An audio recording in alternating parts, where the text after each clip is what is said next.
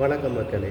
இன்று ஒரு விழிப்புணர்வு செய்தி, அதுவும் முக்கியமான பெண்களுக்கு மட்டும் ஒரு விழிப்புணர்வு. நெல்லை மாவட்டத்திலிருந்து வாசகன் ரிப்போர்ட்டர் சார்பாக ஒரு விழிப்புணர்வு.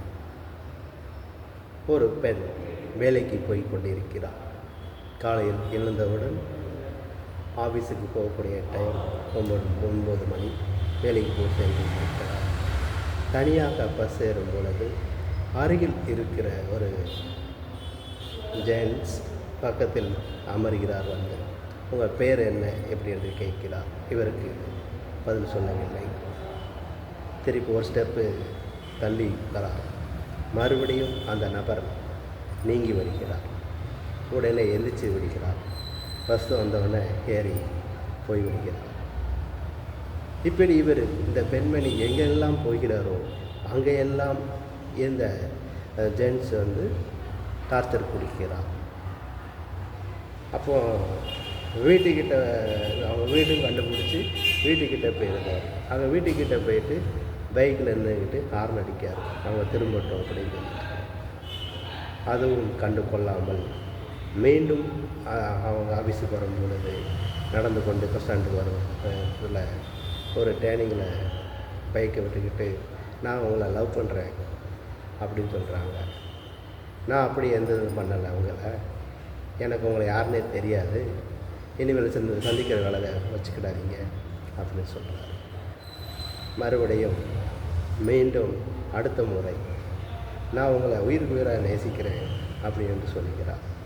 இதுக்கு மேலே ஏதாவது நீங்கள் பேசுனீங்க அப்படின்னா நான் இப்போ 100க்கு ஃபோன் பண்ணி போலீஸில் உங்களை புக் பண்ண வேண்டியிருக்கும் அப்படி என்று சொல்லுகிறார். அதற்கும் அவர் செவிசாய்க்கவில்லை. மீண்டும் வருகிறார். மீண்டும் வரும் பொழுது 100க்கு ஃபோன் பண்ணுறாங்க சொல்லக்கூடாது, பண்ணிடுறாங்க. 100க்கு ஃபோன் பண்ணினீங்க அப்படின்னா உங்களுடைய எந்த இடத்த சொன்னவங்க அந்த ஏரியாவில் உள்ள போலீஸ் ஸ்டேஷனில் எதுவோ அங்கே உங்களுக்கு தகவல் கொடுத்து அதன் மூலமாக உங்களை மீட்டெடுப்பார்கள் நமது காவல்துறை. ஆகவே பெண்கள் தைரியமாக செயல்பட வேண்டும். அதை எப்பொழுதுமே மூடி மறைக்கக்கூடாது. வீட்டிலும் சரி காவல்துறையிடம் சரி உடனே தகவலை கொடுத்தால்தான் நாம் அதை சரி செய்ய முடியும் என்று சொல்லிக்கொண்டு நெல்லை மாவட்டத்திலிருந்து வாசகன் ரிப்போர்ட்டர் சார்பாக ஒரு வேண்டுகோள் அல்ல, கட்டாய சூழ்நிலையை வைக்கிறேன்.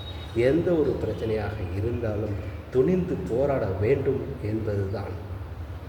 எல்லாத்துக்கும் எல்லோரும் காப்பாற்றுங்கிறது கிடையாது. முடிந்த வரைக்கும் நாம் போராட வேண்டும். கையில் எல்லார் கையிலையும் ஃபோன் இருக்கிறது. இந்த மாதிரி பிரச்சனைகளுக்கு தீர்வு உடனே எங்களுடைய அணுகுமுறை இதை தெரிவிக்க வேண்டும். இதை தெரிவித்தால் மட்டுமே நாம் நல்லா இருக்க முடியும். நாம் மட்டும் அல்ல, உங்களுடைய தோழிகள், உங்களுடைய நண்பர்கள் எல்லாருமே இந்த சமூகத்தில் நல்ல தலைநிமிர்ந்து நடக்க வேண்டும் என்றால் முதலில் இந்த மாதிரி பிரச்சனைகளுக்கு நீங்களே அதை தீர்வாக எடுத்து சரி பண்ணினா மட்டும்தான் இந்த நாட்டில் குற்ற சம்பவங்கள் குறையும் என்றது. அதாவது இதுவும் ஒரு பாலியல் ரீதியான குற்ற சம்பவம் தான். ஒரு பெண்ணை தொடர்ந்து ஃபாலோ செய்தாலும் இது ஒரு குற்றத்திலும் குற்றம் என்று சொல்லிக்கொண்டு நெல்லை மாவட்டத்திலிருந்து வாசகன் ரிப்போர்ட்டர் சார்பாக எனது இந்த பணிவான காணொளியை அனைத்து பெண்களுக்கும் சமர்ப்பணமாக வைக்கிறேன். நன்றி.